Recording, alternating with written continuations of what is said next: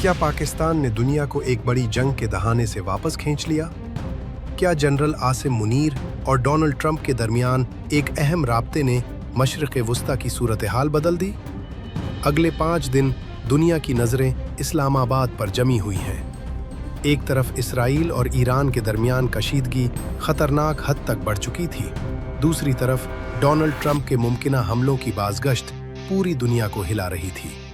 ऐसा लग रहा था कि खित्ता किसी बड़े तसादुम की तरफ बढ़ रहा है कि अचानक सूरत हाल ने नया रुख लिया और अब आलमी हलकों में एक नाम नुमाया हो रहा है, पाकिस्तान।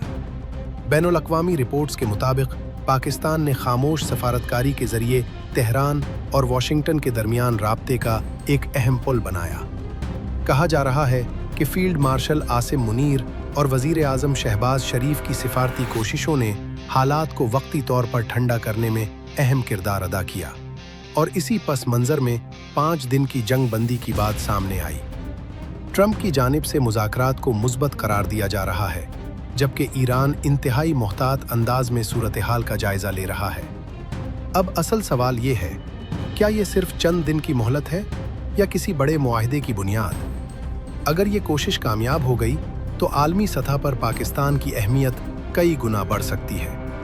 इस पेशरफ्त के बाद आलमी मंडी में तेल की कीमतों में नरमी देखी जा रही है और पाकिस्तान के लिए नए तिजारती मौक़े की उम्मीद भी पैदा हुई है। तज्ज़ियाकारों के मुताबिक अगर पाकिस्तान इस सिफारती रफ्तार को बरकरार रखता है तो वो खित्ते में अमन के एक अहम किरदार के तौर पर उभर सकता है। क्या पाकिस्तान वाकई खित्ते में मुस्तकिल अमन की राह हमवार कर पाएगा, या ये सिर्फ एक मुख्तसर वक्फा है किसी बड़े तूफान से पहले?